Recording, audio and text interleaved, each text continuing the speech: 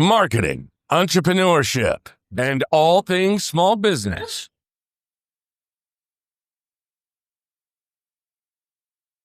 You're listening to the Jurassic Marketing's Triceratops. Now, here's your host, Justin Miller. All right, we are back again with a special edition of the podcast. We actually have a guest today. I know, this is crazy. Technology running crazy here in the studio.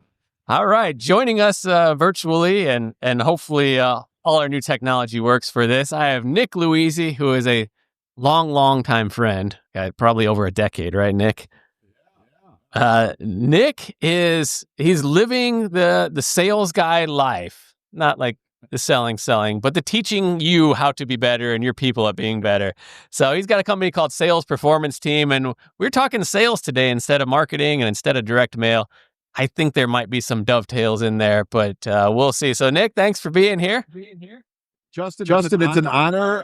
Kevin, it's an honor. I've never had such a phenomenal introduction in all of my podcasts. I've been on 50 to 60 podcasts, and I got to say, I love that. I'm going to have that as my walk-on music on my next speech. You need the dinosaur roars? I need the dinosaur roll. It invigorated me to talk about all things sales and marketing. I don't know what the other buttons do here, so we won't hit them. Don't touch those. I have no idea. Kevin knows a couple of them. There you go. But yeah, we've worked together a little in the past too. But before we dig into the sales tactic and management, tell me a little about your history. Like, how did we end up where we're at right now? Because I know you from a few different hats.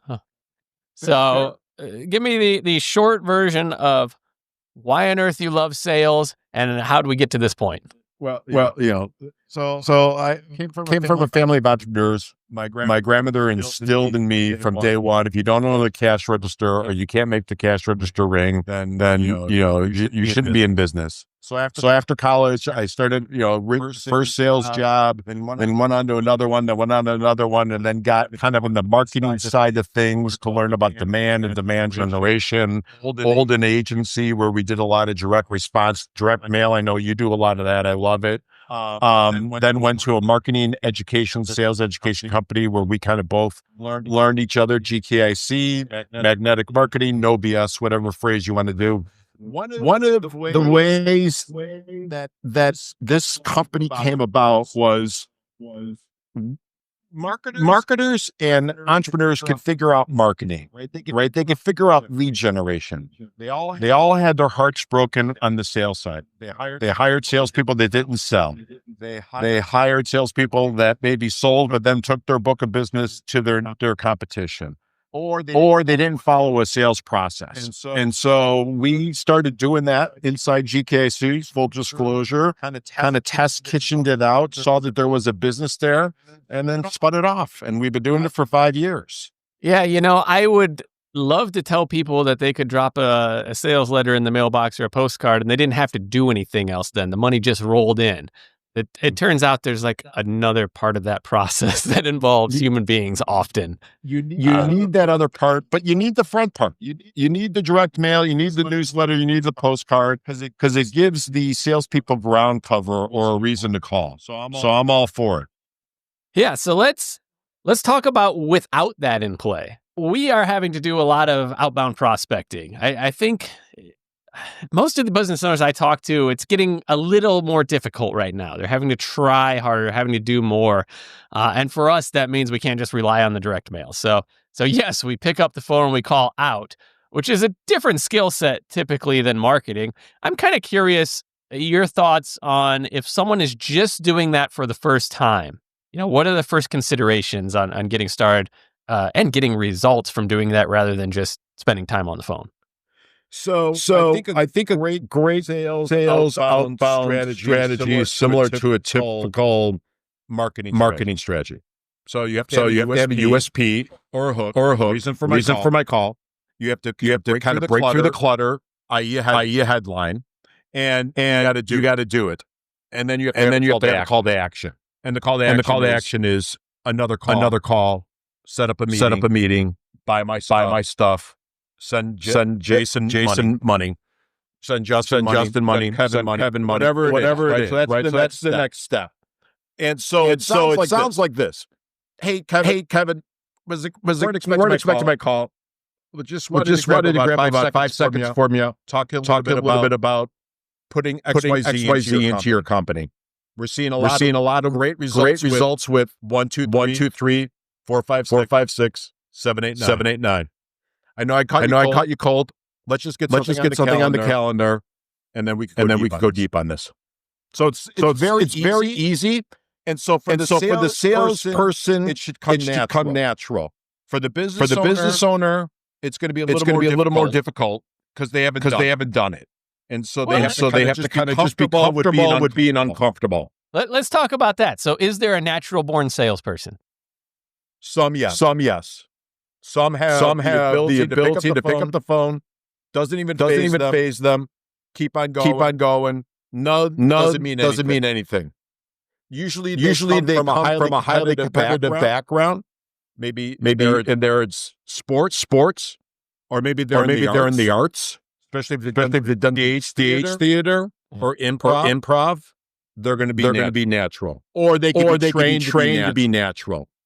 Some are horrible, and they shouldn't do it, and they're in the wrong job. And okay, so we tell me what happens then. If the business owner is trying to make these calls, how do they know if they're horrible or not? You know, what is it working? I was going to say, what initial metrics? Because maybe they're having great conversations that go nowhere, or let's talk through what that looks like, because that we have an evolution of this process, and I don't declare what you're doing or teaching or implementing to be an easy thing. I prefer a system where you program it and it just goes. Well, you work in a field with human beings involved. AI bots soon, but yeah. So there should be some metrics. So first is how many outbound dials does it take for me to have a conversation? 10 to 1, 10 to 3, right? That's the first metric.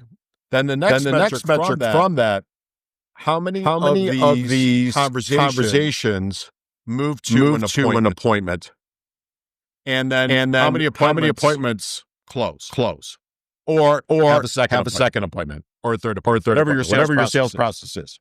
So when I first started, I had a lot more hair, and I sat in the cubicle, and they said for every 10 outbound calls, you'll connect with 3 people, and you'll get one appointment.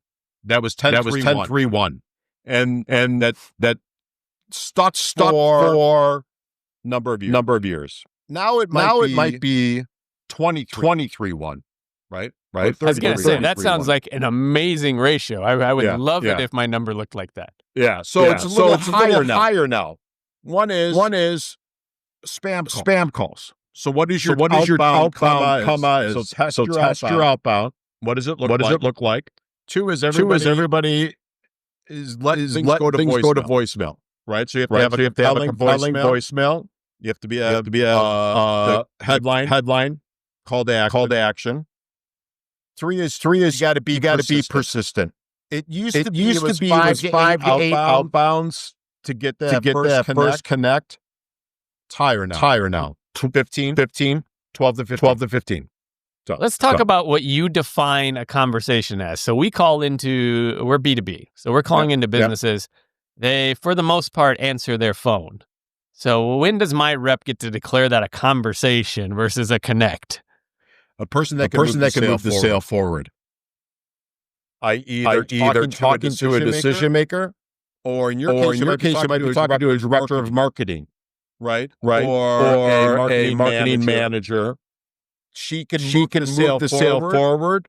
Maybe can't say yes 100%, but you could definitely say no. So the front desk answering, as pleasant as the conversation may have been, doesn't necessarily count. No, that's just chit chat. Which beats voicemail, but it still, does. It's for it's for your entertainment value only. All right. All right, so let's take it a step further then. So we've called, we've gotten the conversation, we're watching those metrics. You gave us some example metrics, which still sound like great numbers to me. I can tell you ours are way lower on that, which I guess let's go there. So how do you diagnose where to put your next effort? So this is more on the sales management side, right? So, okay, we've started, we're making some calls, maybe reluctantly, maybe not. We have some initial metrics. How do we know whether or not those mean anything? So do I have to make, 100 dials before this really means anything? I guess where to focus attention to actually create an impact. So I think you need 2 weeks of solid outbound, and that can ferret out your numbers. But what I mean by that is there's 4 hours on the phone, 5 hours on the phone, right? And I think unless it's a call center shop, it's difficult because they have other. I know your team. They have other work to do, and the average person can't talk on the phone for 8 hours straight. So 2 hours to 3 to 4 every day will give me hopefully 30 to 100 dials that day. Then over the course of 2 weeks, I should have 1,000 dials roughly. Now from there, I'll have good numbers. Okay, so once we're hitting in closer to 1,000, we have statistical data that means something. Correct. That's a lot of dials, by the way. So I would think, some business owners are going to get frustrated before they get there. That frustrates me listening to it. I can't imagine calling 1,000 people to try to get business, because the amount of people that might work with me, there probably isn't 1,000 of them in my area. It might be. There might be. Yeah. But by the way, I'm just calling people more than once. Well, that's the other thing I was going to say. That how do you count is part of that second, third follow-up to the point where you actually get that person on the phone or get a response or get a meeting with them. Right. Yeah. By the way, Nick, I'm just going to turn this into a free consultation for us and hope that's instructive to others. But I hope so. If you have something I miss that is critical to our audience who you're kind of familiar with, make sure you interject that and get me back on that track. But I mean, this is literally where we're at. So we're calling more than ever before. We've called all our warm leads. We do pretty good with that. I hope that most business owners do pretty good with that. If not, obviously you start there, right? But then guess what? That list is over. We have now you're on the warm to medium warm to cold. Yeah. So knowing that you're a good marketer, my guess is you have a pretty tight ideal customer profile. ICP. Now you should be able to have talk tracks on that ICP. Yours is great. Hey, listen, do you want more business? Or do you got enough? If you got enough, God bless you. If you want more, we should talk. I was at a couple trade shows where the response to that question was not what I wanted. We stopped serving that industry, by the way. Was it they had enough business? Times. Yeah, I heard enough. I'm just going to ride this out to retirement. We're good. Okay. I was going to say, as an entrepreneur, this didn't click. This drove me nuts. But yeah, you can't make them want it, I suppose. So I've got my 1,000 dials. I know roughly what my connection rate is with a qualified conversation of something that can move the deal forward. And then I should figure out what do I say to them, and what do I have to adjust of what I'm saying to them to get the meeting. Because a cold call is nothing more than just getting the meeting. That's it. And that's what you should be doing all day long, and that's what your team should be doing. So there's a question I have I see so many people that are trying to sell the minute they get that person on the phone. That first call is just to get that appointment. You're not trying to really sell them anything. 100%. Yeah. I knew I liked it. Is that just a natural sales thing to I got you on the phone, so I should try to close you right now? That's desperation. Yeah. And I don't want to make any more calls. So if I get that one sale, I'm going to ring the bell. I'm going to walk up and down the aisles of the cubicles. I'm going to go tell my boss how great I am. And then I'm going to go on YouTube or Facebook. Not your team. I know your team. Your team's good. As long as they're people that are listening. I mean, I haven't heard the bell ring while we're talking. We do have the bell, as you know. Yeah, you got the bell. I'm going to make a note because we'll come back to that. We'll come back to incentivizing. I think a lot of people have questions around that as well. All right, so we got 1,000 calls. We have some decent numbers out of 1,000 calls. I mean, honestly, I would be thrilled with 15 consults that showed up. Yeah. I think that's fair. Yeah. So 1,000 calls took us 2 weeks. So we got 7 consults a week showing up. So probably have to schedule more than that. I would assume the outbound cold scheduling probably has a little bit more no-show rate than a warm lead, but it's what we see is about 50-50. From inbound, somebody booking on your calendar from an email or from a Facebook ad versus a call. It's about 50. It's about the same. Gotcha. Do you want to go into the next call then, the consultative sales process? Because a lot of people are going to get caught up with just doing any outbound. But let's assume, we'll give them the benefit of the doubt that one way or another they fought through that process and got some people on their calendar. Yeah. Let's talk through that, or tell me, the people you serve, where do you see their biggest holdups? Where are they getting stuck? Like right now in this economy. Right now in this economy, the only thing that we see breaking through the clutter is the phone, and some highly targeted and qualified LinkedIn messaging. Email's not working. Direct mail works, but they won't make the investment, right? And you know that. So, but those that do it well have dialed in their ICPs. Have really good talk tracks based on the ICP. The team knows the value prop and could just keep on doing it all day long. They're using some technology, parallel dialers, tight necks, those type of things, so that they get more output. There's companies out there that will take your list and tell you if these telephone numbers get answered. That helps the person.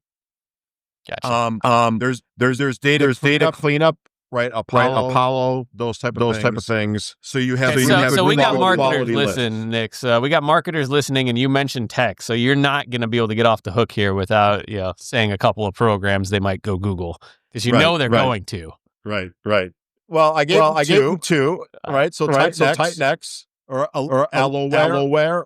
There's been parallel dialers all day long. Everybody should know who those are, right? Apollo will help them clean up their data. Domo will help them clean up the data, right? You probably have sources. I'm gonna call you to clean up data. So. Yeah, I mean, we can append phone numbers to lists and stuff like that. Yeah. We like to stay pretty focused on the mailing side, but absolutely, if you have a list you're going to hammer with mail, it probably makes sense to call them and say, "Hey, I mailed you something. Did you get it?" Amen. How many are willing to do that might be more limited, but that's what we're trying to give you today. We're trying to give everyone, if you're willing to put in the work, here's what's working right now, and everyone has a varying level of what they're willing to put in, right? We're all humans, right? And we all want the easy button, and I respect that. I'll point my finger. I got 4 going back at me. Do I want to be doing this? No. If my teams could get away with sending emails, it'd be great. We've got about 15 clients. All have outbound in their process. Let's talk about that. So let's talk about the clients you serve. Okay.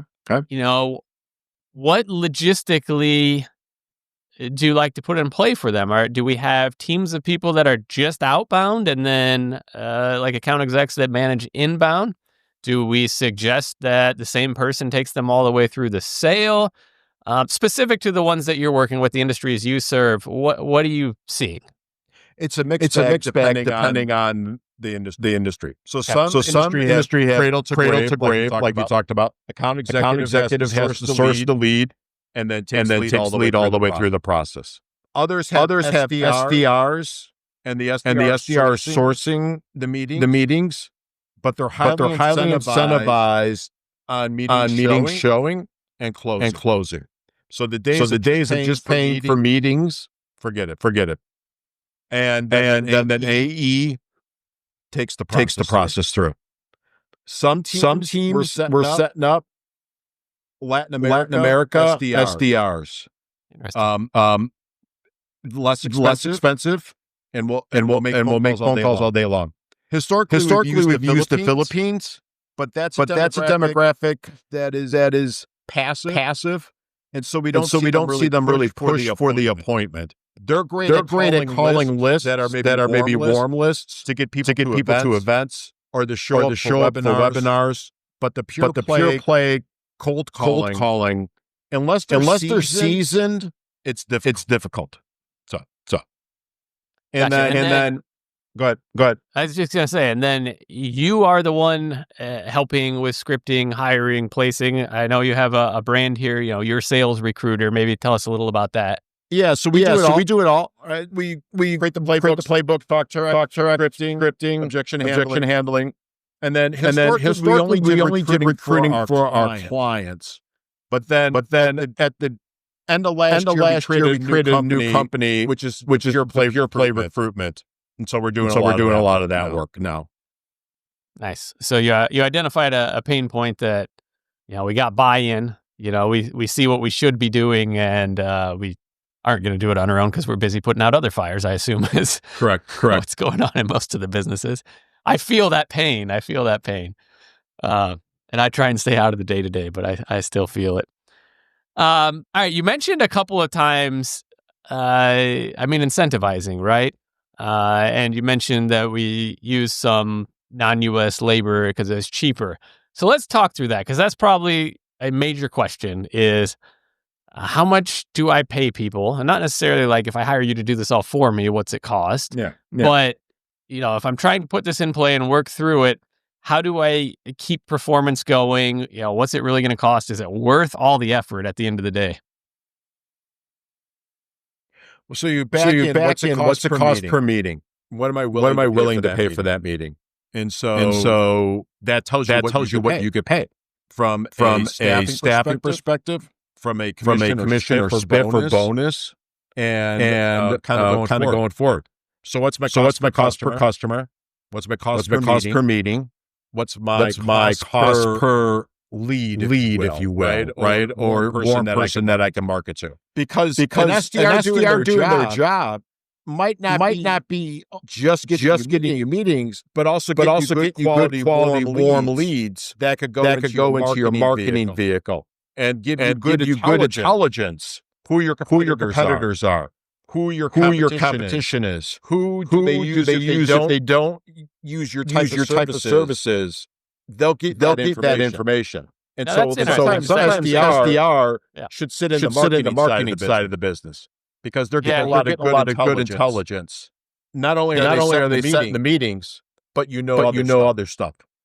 So, I was kind of thinking, so if I hire that out, I'm thinking about appointments and I'm doing the math around that. Yeah. But there's some indirect benefit there too. And is that typical? Like, if I were to outsource the calling to someone, I assume the appointments are going to pop on the calendar and that's what I'm going to get. A good team should be able to give you that feedback. They should be reviewing the calls that their people are doing. And give you here's what constant themes that we're hearing, and if not, you build that into the contract so that they're doing that for you. Yeah. So the recurring theme here is, we can't just tell someone to do this and it gets done. management. I wish they could, but yeah, you're 100%. So let's talk through some of that sales management then. So we have some activities being done. Some calls are being made. We're getting some appointments. You went through some of the metrics that we're looking at. So outbound calls to conversations, what percentage schedule, what percentage show up. From a sales management role, then, call it at the early stages of outbound, what are really the things that, I guess the activities, what are the daily or weekly activities from a sales management standpoint to keep this thing rolling and not just turning into a time and money suck? So the first thing is daily huddles. I mean, you do a good job of that from the operation, but this is sales huddle. What do we hear? Rah, objections, doing some role playing, some coaching for the team and the individual. That could be done on a one-on-one. What was our talk time? Right. So how many conversations are we having with a qualified person, and for how long? Right. And then what's converting? What are our numbers? Who got a deal? Who got an appointment? Who got five appointments? Some gamification in that. Cheering, happiness, ringing the bell, and maybe some. I can't just crack the whip over. That doesn't work. Well, you can. You can have a high turnover. Today's day and age is softer. Wasn't like you and I were starting. A lot of unemployment claims if I do that. Got it. Cheaper to. Okay, so that's on a daily frequency. We're going through that, and another behind the scenes right now. So we love tech. We love tech. I have a marketing background, and it seems to me, and the staff's heard me push back a lot, that a lot of data just goes to Google Sheets to die. And I am on like a mission right now to get the damn whiteboards all over the walls and get this front and center. Yeah. Curious your thoughts. Well, I like digital. Put it to a TV monitor that your KPIs are up there for everybody. How many dials did Nick do? How many did Jason do? How many did Kevin do? How many did Justin do? How many did Mary do? How many did Kathy do? And then what would their connects? And I put it on the big screen so everybody could see. And that's the best way to do it. We do love TVs around here too, as you know. Yeah. They're everywhere. Yeah. The old days we do whiteboards, right? Yeah. But now you Google Sheets that are updated immediately. I think sometimes we get caught in the tech. I keep pushing for low. The direct mail guy is pushing for low tech. Imagine that. Surprise. All right, so we got kind of our daily huddle. We've gone through those. What are the more infrequent things? So is there a weekly, or what is the behind the scenes activity of the sales manager that's not visible to the sales team necessarily? Well, the behind the scenes should be visible to the sales team is called reviews and call coaching. Listening to the call with them live or retrospective, recorded and given them immediate feedback. That should be happening daily. Okay, so daily. When there's an issue, or just a certain time of the day we get together and we coach through this? Certain time of the day, let's grab a call, let's listen to it. And then one-on-one with the individual rep with their call at least once a week. And then we play that over the phone system for the entire building to hear, right? I love it. Maybe not. You'll hear the presses whirring in the background. Yeah. Okay, so we're doing that. I